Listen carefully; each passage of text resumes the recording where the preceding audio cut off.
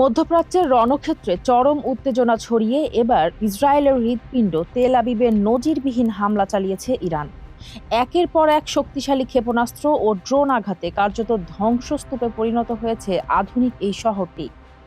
Iran থেকে ছোড়া ballistic মিসাইলগুলো ইসরায়েলের আকাশ প্রতিরক্ষা ব্যবস্থা আয়রন ডোম ভেদ করে সরাসরি আঘাত হানে জনবহুল এলাকা ও গুরুত্বপূর্ণ সামরিক স্থাপনায়।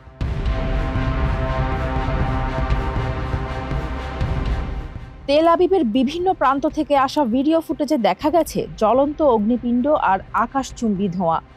মুহূর্তেই বিলাসবহুল ভবনগুলো ধসে পরিণত হচ্ছে ধ্বংসস্তূপে। ইসরায়েলি গণমাধ্যমগুলো জানিয়েছে শহর জুড়ে এখন কেবল সাইরেনের শব্দ আর হাহাকার।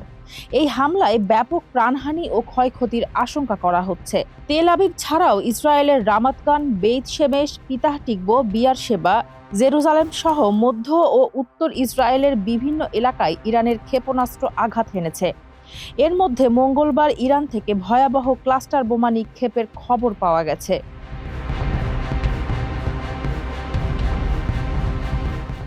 ইরানের পক্ষ থেকে একে দাঁত ভাঙা জবাব হিসেবে অভিহিত করা হয়েছে। তেহরানের এই বিধ্বংসী আক্রমণের পর পুরো মধ্যপ্রাচ্যে যুদ্ধের দামামা বেজে উঠেছে।